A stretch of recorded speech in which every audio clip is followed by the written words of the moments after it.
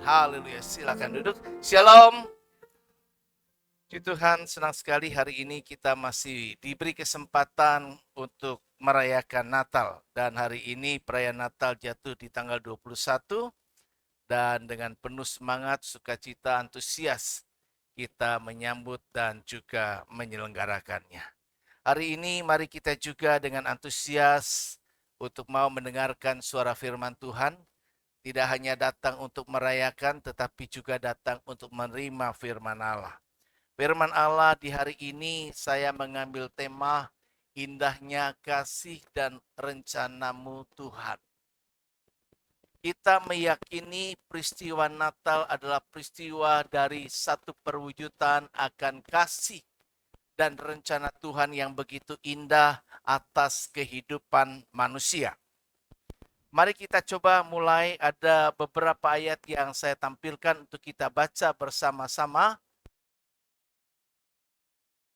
Oke. Kita akan membaca terlebih dahulu. Boleh bantu kontrol ya. Dibantu aja deh. Enggak jalan. Udah jalan. Udah jalan. Oke. Baik, kita akan baca ayat populer Yohanes 3 ayat 16. Satu pernyataan kasih Tuhan bagi umat manusia. 2, 3. Karena begitu besar kasih Allah akan dunia ini, sehingga ia telah mengaruniakan anaknya yang tunggal, supaya setiap orang yang percaya kepadanya tidak binasa, melainkan beroleh hidup yang kekal. Betapa Allah sangat menginginkan bahwa manusia semuanya diselamatkan. Setelah manusia gagal menjalankan apa yang menjadi harapan Tuhan sejak diciptakan menurut rupa dan gambarnya Allah. Tetapi manusia gagal untuk dapat memenuhi harapannya Tuhan. Ia jatuh ke dalam dosa, ia jatuh ke dalam pemberontakan, mereka tidak taat atas perintah Tuhan, mereka tidak merasa cukup puas dengan apa yang Tuhan sudah sediakan di Taman Eden, dan satu-satunya yang dilarang Tuhan, jangan itu disentuh, jangan itu diambil, dan jangan itu dimakan. Karena pada saat engkau memakannya, engkau akan mati. Tetapi oleh karena godaan iblis, akhirnya manusia jatuh ke dalam dosa. Dan hal itu memisahkan manusia dari komunitasnya Allah. Itulah yang amat menyedihkan buat Tuhan. Karena sesungguhnya orang yang mengasihi selalu ingin akan ada dekat-dekat dengan yang dikasihinya. Begitu juga tentu Allah. Allah sangat ingin ketika itu dia menempatkan manusia bersama dengan dia. Satu komunitas di Taman Eden yang semua kebutuhan manusia sudah disediakan. Tetapi sayangnya manusia gagal menjadi man of God. Manusia Allah, manusia harapannya Tuhan. Sehingga pada saat kegagalan itu terjadi, karena begitu besarnya kasih Allah, maka dia membuat sebuah rencana yang indah demi penyelamatannya. Ayat selanjutnya kita baca di dalam Lukas pasal yang kedua ayat 10 dan 11. Yuk 2, 3. Jangan takut, sesungguhnya aku memberitakan kepadamu kesukaan besar untuk seluruh bangsa. Hari ini telah lahir bagimu juru selamat, yaitu Kristus Tuhan di kota Daud. Kalau kalimat ini tertulis menjadi sebuah kenangan di masa 2000 tahun yang lampau. Tetapi saya percaya firman Tuhan itu hidup sampai hari ini. Jadi firman Allah berkata, jangan takut. Ketakutan melanda manusia sejak manusia jatuh ke dalam dosa. Karena itu Allah ingin supaya hidup kita tidak takut. Hidup kita terus ada dalam pemeliharaannya. Hukuman dosa membuat hidup manusia menjadi susah.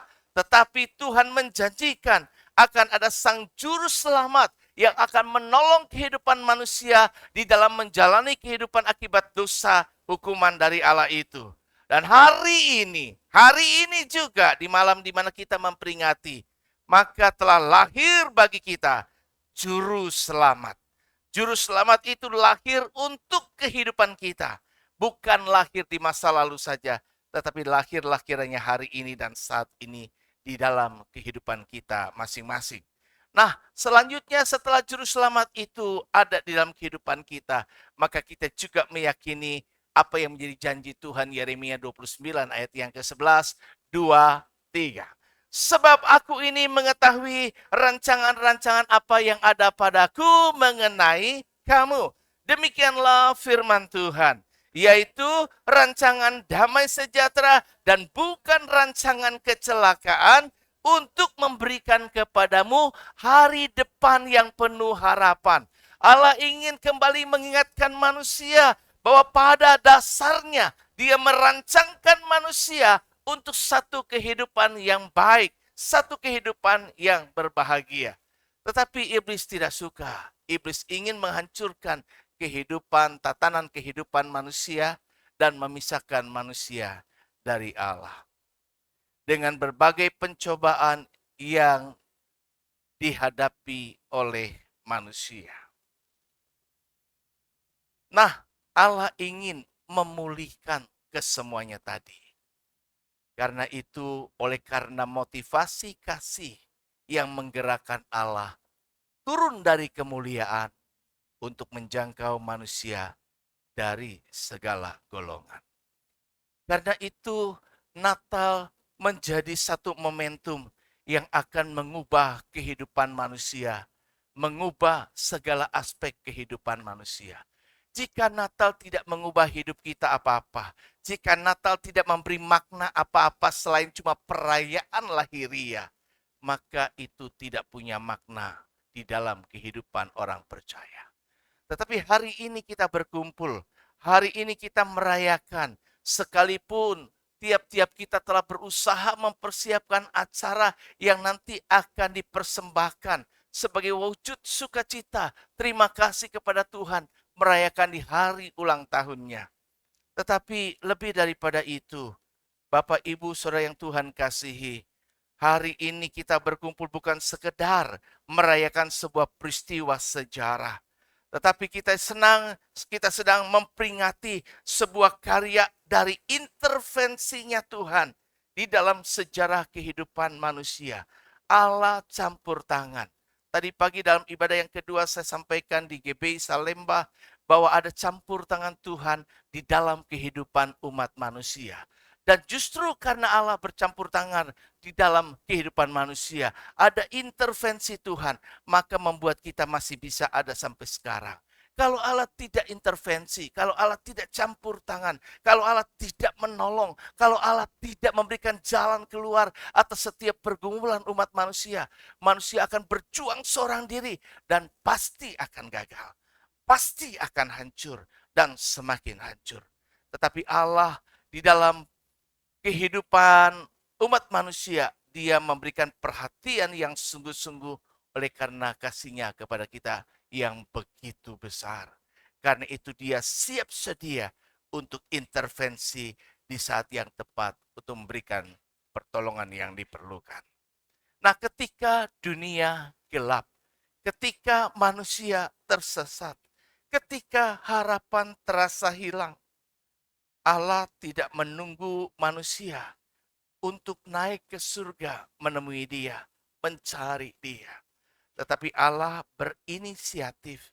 Dia turun menjangkau manusia karena dia tahu manusia tidak lagi mampu untuk dapat menghampiri Tuhan dengan keberdosaannya. Natal adalah bukti bahwa jika manusia itu tidak mampu menemukan Tuhan lagi, Tuhanlah yang akan menemukan manusia.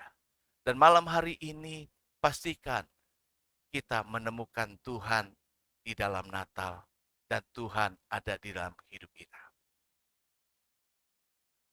Allah kasih manusia seringkali gampang berubah. Kasih manusia seringkali dipengaruhi suasana. Ketika suasana-suasana tertentu orang bisa dengan mudah mengasihi. Tetapi di suasana-suasana yang menyakitkan, maka sulit untuk dapat mewujudkan sebuah kasih. Manusia condong mengasihi kepada yang layak untuk menerima dikasihinya. Tetapi kepada yang tidak layak oleh karena responnya tidak menyenangkan, bukan kasih, bahkan kebencian yang ada padanya. Tapi kasih Allah berbeda. Allah tidaklah sama seperti manusia mengasihi. Allah tidak hanya mengasihi, tetapi dia membuktikan kasihnya. Dia tidak hanya berucap kata-kata yang indah, tapi dia bertindak turun ke dunia, meninggalkan kemuliaan surgawi untuk menjangkau setiap insan manusia dari segala golongan sosial, ekonomi, budaya, agar dengan begitu maka manusia bisa menemui dia. Dia mengambil tempat terendah, bukan tempat yang tertinggi, sekalipun dia layak untuk hal yang demikian, dan sekalipun dia juga bisa mewujudkan hal yang demikian. Tetapi dia lebih memilih terbaring di sebuah palungan, tempat makan hewan, tempat yang amat sederhana, tempat yang sebenarnya tidak selayaknya bagi manusia untuk terbaring di sana.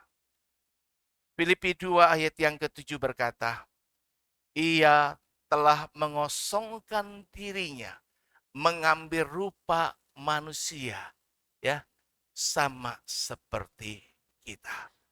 Selanjutnya ia tidak menganggap kesetaraan dengan Allah itu sebagai hal yang harus dipertahankan. Jadi hal ini perkataan ia mengosongkan diri, menguras semua keberadaannya itu. Memiliki makna yang kuat bahwa Allah secara sukarela, dengan senang hati, ikhlas, demi cinta kepada manusia.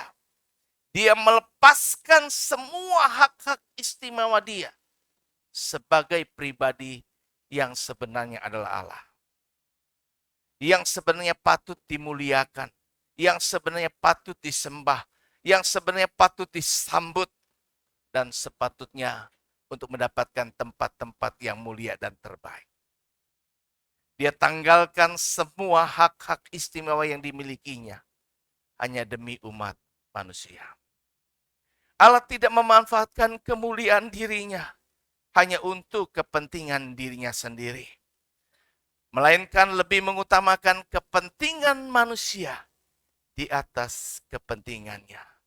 Itu sebabnya ketika misi penyelamatan harus dijalankan oleh Yesus, di Taman Getsemani dia bergumul, Bapa kalau boleh, lalukan cawan ini daripada.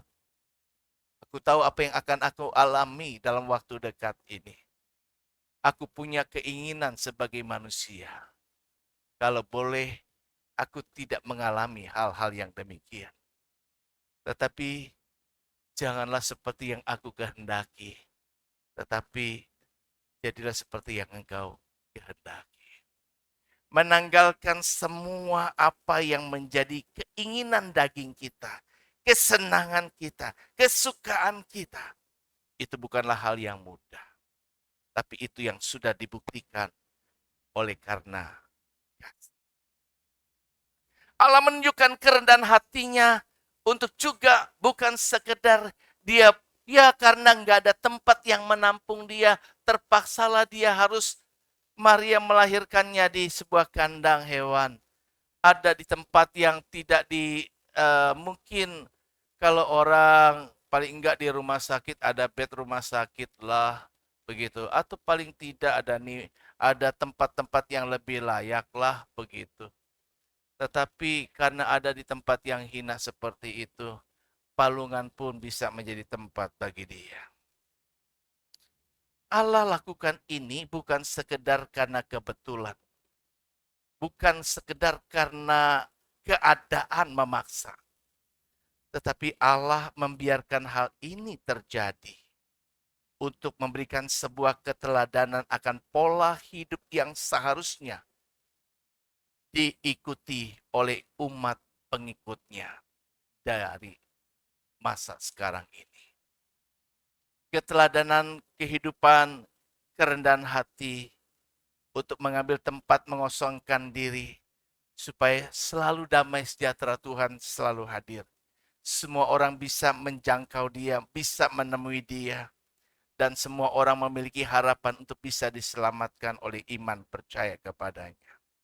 Kasih Allah bukan sekedar sebuah perasaan. Kasihnya adalah sebuah keputusan untuk memilih satu tempat yang terbaik bagi umat manusia dan bukan untuk dirinya. Supaya kita satu ketika yang percaya kepadanya dibawa kepada kemuliaan, keselamatan yang diperoleh oleh karena iman percaya. Bapak, Ibu, Saudara yang dikasihi Tuhan, perenungan malam Natal ini mengingatkan kita bahwa keselamatan itu bukan peristiwa yang terjadi secara kebetulan. Keselamatan itu direncanakan matang-matang oleh Allah sejak masa perjanjian lama. Kejadian 3 ayat 15, sejak manusia jatuh ke dalam dosa. Allah tidak putus asa oleh karena kegagalan manusia untuk dapat menjadi seperti yang Tuhan inginkan. Allah berikhtiar, berusaha untuk dapat memulihkan keadaan manusia. Dari sejak itu ia mempunyai rencana penyelamatan akan turunnya Sang Juru Selamat. Ketika melalui para nabi itu tidak bisa membuat manusia dapat dipulihkan keadaannya. Maka pada akhirnya Allah mengambil keputusan besar. Dia sendiri yang harus turun. Ketika sesama manusia tidak layak lagi untuk dapat menggantikan upah dosa itu maut. Karena tidak seorang pun yang akan berani untuk melakukannya. Maka Allah sendiri yang berani melakukan itu demi umat manusia. Karena itu Matius 1 ayat 21 berkata, engkau akan menamai dia Yesus karena dialah yang akan menyelamatkan umatnya dari dosa mereka. Bukan manusia yang bisa menolong, tetapi Allah pribadi. Rencana Allah itu begitu sempurna. Allah sudah menyiapkan rencana keselamatan sejak semula seperti yang saya katakan. Kelahiran Yesus bukan kebetulan, tapi bagian dari rancangan kekal Allah yang dibuat semata-mata hanya demi manusia, demi saya, demi saudara. Tetapi kembali jika kita bertanya, apa yang sudah kita lakukan buat Tuhan? Demi Tuhan, untuk Tuhan, apa yang sudah kita buat? Seberapa besar pengorbanan Allah bagi manusia dan seberapa besar pengorbanan yang kita bisa berikan bagi Allah. Apakah ada timbal balik yang seimbang, yang sebanding, yang sepatutnya diterima oleh Allah? Di tengah kekacauan kondisi umat manusia, Allah tetap berkarya tepat pada waktunya. Rencananya itu spesifik, khusus, enggak umum, enggak general. Artinya Allah punya rencana atas pribadi per pribadi, individu per individu. Tidak hanya sekedar secara umat manusia pada umumnya.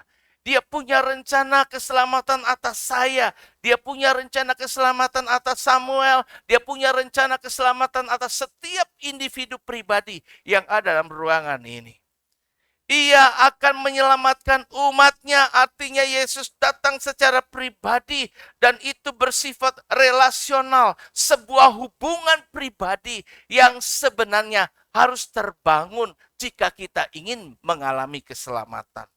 Karena orang yang mau selamat itu bukan karena perbuatan baik, tetapi oleh karena iman. Iman pribadi kita kepada Allah. Hubungan pribadi kita yang sudah rusak untuk dapat diberesin dengan Tuhan. Keselamatan itu diberikan bagi kita. Allah ingin setiap kita, umatnya itu mengenal dan mengakui Yesus sebagai juru selamat pribadi. Keselamatan yang saya dan saudara sudah terima saat ini, itu perlu dipertahankan, perlu diperjuangkan, berapapun harga yang harus kita bayar. Kita ingin nama kita tetap ada dalam buku atau kitab kehidupan anak domba. Kita ingin bukan cuma kita, tapi mulai dari Yerusalem, Yudea, Samaria, sampai kepada ujung bumi. Mulai dari keluarga orang terdekat kita, semua orang yang kita kasihi, semuanya bisa juga diselamatkan. Itu sebabnya Natal ini tidak hanya untuk buat kita saja. Natal ini menjadi berita kesukaan, kabar sukacita yang datang bukan cuma untuk golongan-golongan tertentu. Mulai dari para gembala, Allah mendatanginya. Sampai kepada orang majus, orang pintar dari jauh dari timur yang kira-kira mungkin ada di daerah Iran, Irak. Tetapi semuanya boleh menunjukkan bahwa kasih Allah itu menjangkau umat manusia dari segala golongan dan di seluruh penjuru bumi.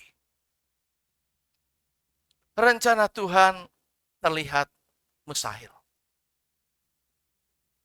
Allah memilih jalan sederhana. Jika Tuhan ingin menyelamatkan dunia, ia bisa datang sebagai raja. Bahkan ia juga bisa datang sebagai prajurit atau penguasa. Karena dia adalah Allah, dia berkuasa, dia bisa berbuat apa saja. Tetapi sengaja ia memilih menjadi bayi kecil yang rapuh. Mengapa? Karena rencana Allah tidak selalu harus terlihat megah di awal. Tetapi rencana Allah pasti indah pada akhirnya. Allah mau mengajarkan bahwa ia bisa memulai segala sesuatunya dari hal yang amat sederhana, dari apa yang ada, bukan yang tidak ada. Jadi manusia tidak diberikan satu alasan pun untuk menolak Allah berkarya di dalam hidupnya untuk menyelamatkannya. Allah bisa menyelamatkan dengan apa adanya pada saat itu. Dunia cuma ada memberi tempat dia di tempat hewan itu. Tetapi di tempat itu pun dia bisa memulai sebuah karya yang begitu besar. Yang sampai hari ini dunia mengakuinya. Allah sanggup memulai semuanya. Sesuatu yang luar biasa dari hal yang sederhana. Jika Natal dimulai dari palungan, maka Tuhan juga bisa memulai keajaiban dari hidup saya dan dari hidup saudara yang terasa begitu kecil, yang terasa tidak berarti, yang terasa kita ini nggak ada apa-apanya. Tapi Allah bisa berkarya. Di sebuah kota kecil, ada seorang anak laki-laki yang lahir dari keluarga miskin. Anak ini tidak direncanakan, anak ini tidak diinginkan oleh orang tuanya. Bahkan ibunya sempat berniat untuk menyerahkan anak ini ke panti asuhan, tidak bersedia untuk mengasuh dirinya. Setiap ulang tahun, dia tidak pernah dirayakan.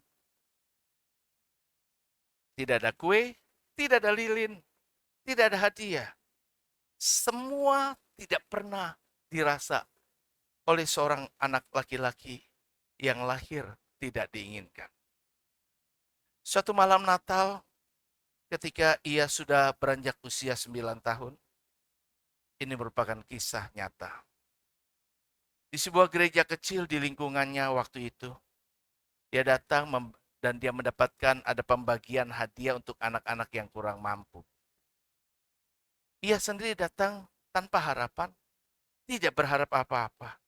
Karena proses hidup yang dialaminya membuat dia tidak berani menaruh harapan apa-apa lagi. Dia cuma jalani kehidupan apa adanya. Malam itu untuk pertama kalinya dalam hidupnya, ia menangis. Menangis bukan karena sedih, tetapi karena merasa saat itu dia dikasihi. Kenapa? Ketika namanya dipanggil, seorang pelayan Tuhan berlutut dan berkata, "Nak, kamu berharga di mata Tuhan.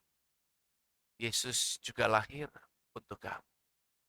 Perkataan yang bersifat kasih tidak pernah dia dengar dari orang tuanya, juga tidak dari orang-orang di lingkungan kehidupannya. Tapi baru di malam Natal di sebuah gereja kecil itu, dia mendengar seorang yang berkata kepadanya bahwa hidupnya berharga, bahwa Allah lahir untuk juga dirinya. Sehingga ia menangis. Dia belum pernah merasakan hal yang demikian di dalam perjalanan hidupnya. Hal itu memotivasi dia semakin giat untuk dapat datang ke gereja, bertumbuh, mengenal Tuhan. Dan hari ini Dia adalah seorang gembala besar, gembala sidang jemaat yang melayani ribuan jiwa di sebuah gereja. Pengalaman kehidupan yang pahit, memproses menempa dirinya sejak ketemu dengan Yesus, mengalami pribadi. Natal itu terjadi atas hidupnya, maka hidupnya berubah. Kasih Tuhan sanggup mengubah kisah yang tidak dirayakan menjadi hidup yang dipakai Tuhan secara luar biasa. Seorang perawat di sebuah rumah sakit, satu malam Natal, ia terlambat masuk shift karena mobilnya mogok di tengah jalan. Ia menangis dan berkata, Tuhan, dengan kesal, kenapa saya harus terlambat di malam Natal ini? Keinginannya tidak terlambat, dia ingin menjadi contoh, dia ingin bisa semuanya baik. Tapi kenapa aku terlambat, kenapa macet, kenapa begini, kenapa begitu? Saat dia akhirnya sampai di rumah sakit, dia dengar di ruang ICU itu ada satu pasien coba bunuh diri.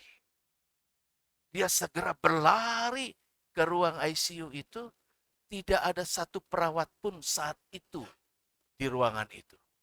Sehingga tidak ada satupun yang berpotensi untuk menolong si pasien yang berusaha untuk bunuh diri. Maka wanita ini segera masuk, dia peluk pasien itu. Dan dia berkata, Yesus mengasihimu. Hidupmu begitu berharga bagi dia. Singkat cerita pasien itu selamat.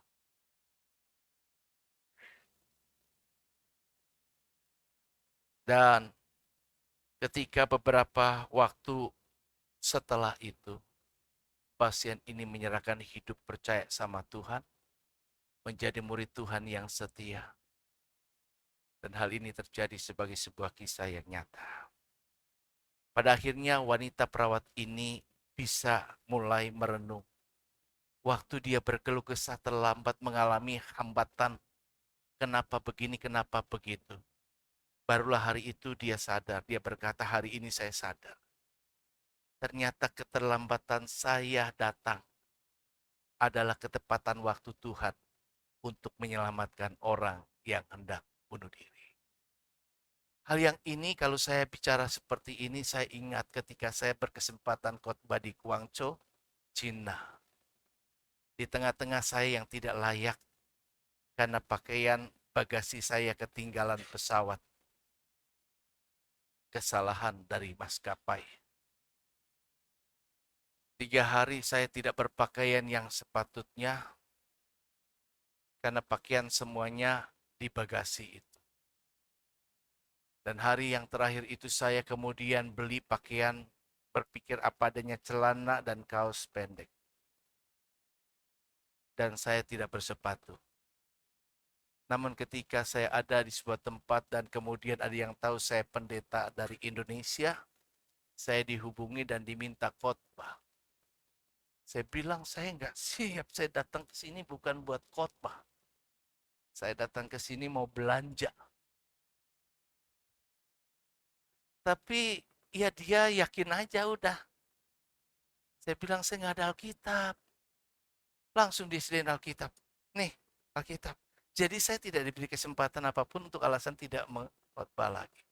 Lah ini ngomongnya kan bahasa Mandarin. Ya udah tiba-tiba ada juga, ya udah ada ini yang terjemahkan Indonesia ke Mandarin. Saya bingung, gua mau khotbah apa? Tapi saat saya dikasih Alkitab, seketika detik itu Allah ingatkan saya. Kemudian saya buka, saya baca sepintas detik waktu yang singkat. Ibadah mulai. Dan saya mulai dengan pembukaan mohon maaf atas ketidaklayakan diri saya dengan pakaian seperti ini. Mereka bilang, kami maklum, kami tetap bisa terima. Singkat cerita setelah usai ibadah, saya baru tahu ternyata ada yang mengatakan dari pengurus yang kelola itu, persekutuan orang percaya, dia bilang, puji Tuhan, Bapak khotbah sepasang suami istri rencana mau cerai atau bunuh diri, saya lupa di antara dua itu. Setelah dengar Bapak khotbah, dia nggak jadi. Dia datang sama saya bilang, saya mau berubah.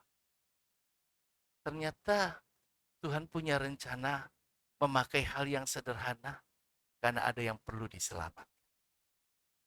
Ketika hidup kita mau dipakai Tuhan apa adanya, nggak nolak sana sini, karena kita mampu bukan karena kita mampu atau layak, tetapi karena kita mau. Yang mampu dan layak cuma satu-satunya Tuhan. Itu pengalaman yang saya alami. Maka ini juga dialami kok oleh sang perawat tadi. Dia baru sadar. Mungkin ada keterlambatan jawaban doa kita hari ini. Mungkin ada hal-hal yang kita hadapi saat sekarang ini. Ternyata di balik semua tadi, masih akan ada rencana indah Tuhan yang membuat kita akan bisa mengalami kemuliaan. Amin. Ada 4 kebenaran Natal. Pertama, Tuhan tidak pernah terlambat. Dia datang tepat pada waktunya. Natal tiba di saat dunia dalam penjajahan dosa. Natal tiba di saat dunia sedang dalam keputusasaan ketidakmampuan untuk dapat hidup sesuai dengan apa yang Tuhan mau. Natal berada pada situasi keheningan akibat kondisi dunia yang ada. Nah, begitu juga Tuhan bekerja dalam hidup kita tentunya. Dia seringkali ada hadir di saat waktu sulit kita. Di waktu-waktu sulit, di saat-saat tidak enak, Allah tidak pernah terlambat untuk memberikan pertolongan ketika kita melibatkan Dia. Mari kita undang Dia hadir, menolong kita. Kalau dunia menilai, kita pribadi menilai, ya sudah terlambat. Tapi keterlambatan bisa dibuat untuk sesuatu tujuan yang lain. Karena itulah Yusuf bisa berkata, manusia mereka-rekakan kejahatan kepada aku, tapi Tuhan mereka-rekakan untuk sebuah kebaikan. Proses yang dialami Yusuf tidak menyenangkan, tetapi setelah itu dia dimuliakan dan ternyata rancangan Tuhan untuk menyelamatkan semua umat pilihan, keluarganya Israel, yaitu Yakub, orang-orang Mesir. Mungkin hidup kita punya tujuan Allah pribadi yang kedepannya nanti akan bisa menjadikan satu kehidupan kita pribadi dan keluarga kita lebih baik. Percayalah akan rancangan itu. Yang kedua, Tuhan bekerja lewat hal-hal yang kecil kok. Nggak perlu kita tunggu sempurna, layak, dan lain sebagainya.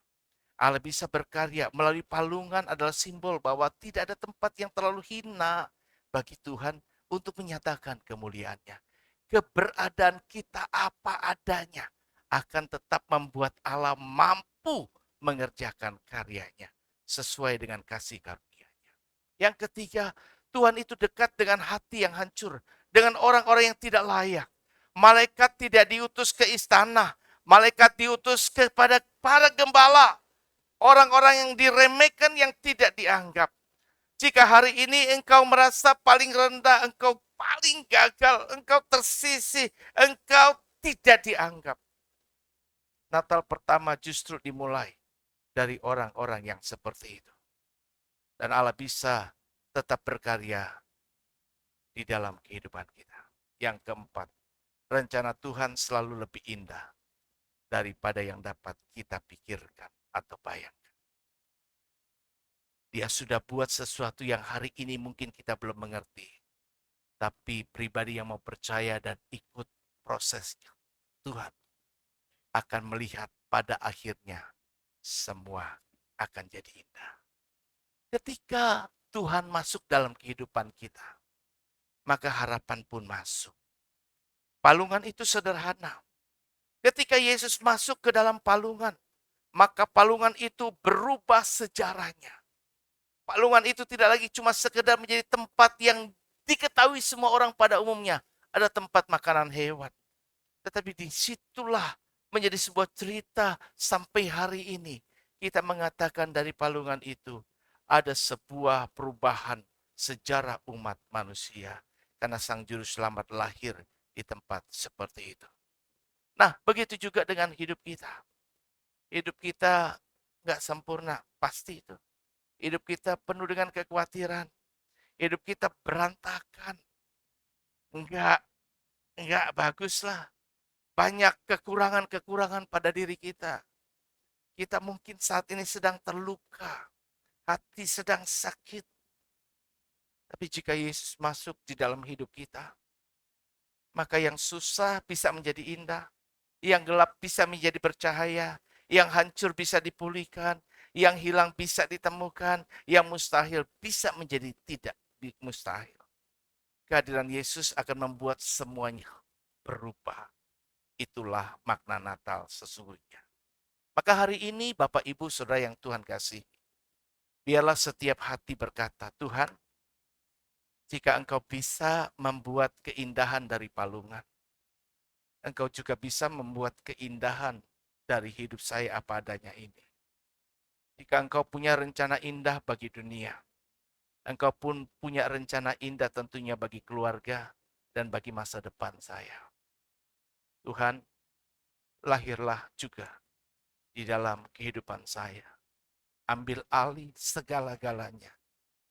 Sehingga semua hal yang buruk saat ini, Engkau mampu memulihkan dan membuat semuanya baik adanya. Pada akhirnya, ada 3 kata yang menjadi inti Natal, yaitu bicara tentang kasih. Kasih yang menjangkau setiap insan manusia. Siapapun Anda, siapapun saya. Dia tidak jauh, bahkan dia berinisiatif mendekat. Itu sifat kasih. Dia akan menemui kita, dia berinisiatif. Kasihnya tidak seperti manusia bisa berubah. Kasihnya konsisten. Kasihnya sifatnya kekal, tidak ada expired.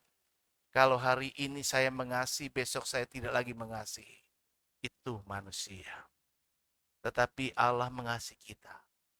Kata firman Tuhan dengan kasih yang kekal. Yang kedua bicara tentang harapannya hidup. Ketika harapan itu hidup di dalam diri kita, masih ada sebuah harapan. Maka hidup kita bisa dipulihkan seberapa berantakan hidup kita saat ini. Saya ingat ketika ucapan harapan terakhir saya pernah saya ngomong berkali-kali nih, semoga tidak bosan. Ucapan sepanjang harapan masih saya ada. Bapa Tuhan bawa saya ke pinggir ketika hanyut di laut mati. Udah pernah kata itu tidak dihiraukan.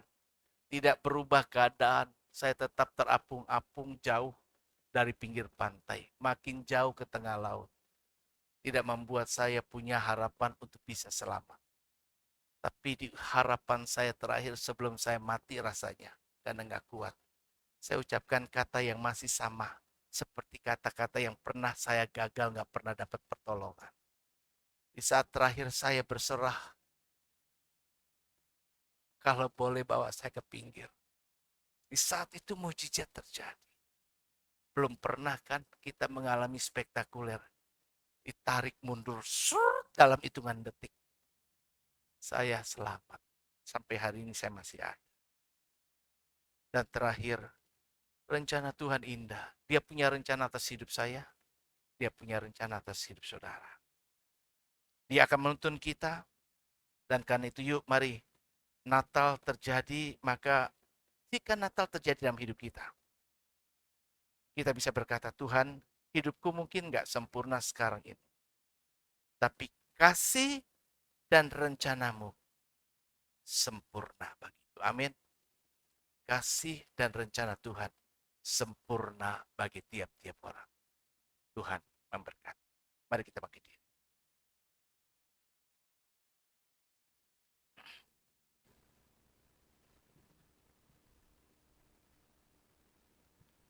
Saya lupa, saya mau nyanyi tapi saya udah catat sini ya, handphone saya.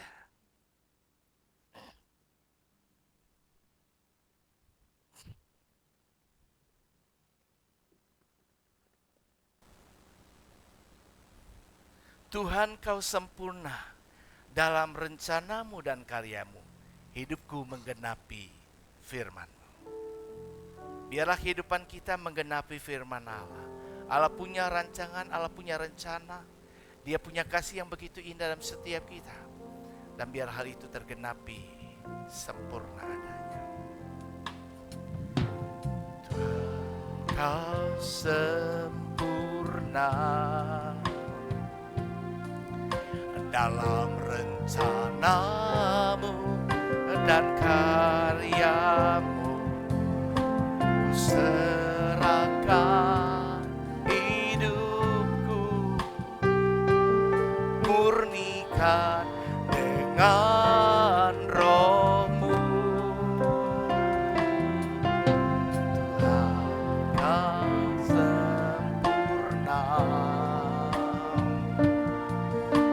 dalam rencanamu dan karyamu.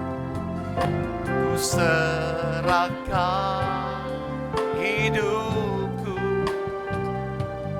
bukan dengan roh-Mu. Hidupku menggenapi firman-Mu, tanda mujizat sertai tiap langkahku. Engkau bersamaku di dalamku, jadi bukti kebesaran-Mu. Hidupku menggenapi firman, hidupku menggenapi firman-Mu, tanda mujizat sertai tiap langkah. Engkau bersamaku di dalamku, jadi bukti kebesaran-Mu. Kau bersamaku, Engkau bersamaku di dalamku, jadi bukti kebesaran-Mu. Kau bersamaku, Engkau bersamaku di dalamku, jadi bukti kebesaran-Mu. Mari kita berdoa, Ibu Nonon pimpin kita dalam doa ini. Haleluya.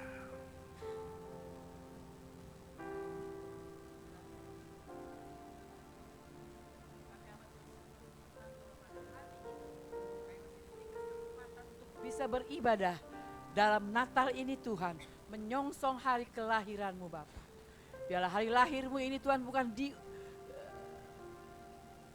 dirayakan hanya untuk setahun sekali, tapi kami mau Tuhan Kau lahir selalu dalam kehidupan kami, pribadi lepas pribadi. Sehingga kami tidak pernah melupakan apa yang Kau buat dari kami. Kami tahu Yesus, Engkau sangat-sangat mengasihi kami. Sehingga Engkau mengaruniakan anak-Mu yang tunggal buat setiap kami bisa merayakan makna Natal Bapa. Terima kasih Tuhan, kalau hari-hari ini mungkin kami merasakan hal-hal yang tidak baik Tuhan. Kami tahu Tuhan rancangan indah yang terbaik buat kami adalah rancangan masa depan yang penuh harapan. Tidak bukan kegagalan, bukan kecelakaan, tapi penuh sukacita yang daripada-Mu Allah. Biarlah kami song-song Natal ini Tuhan dengan hati yang penuh sukacita, damai sejahtera yang dari Bapa Surgawi. Memberkati hamba-Mu Tuhan, Bapak Paulus Pujianto selaku gembala kami Bapa. Terus Tuhan, Engkau pimpin setiap langkah kehidupannya.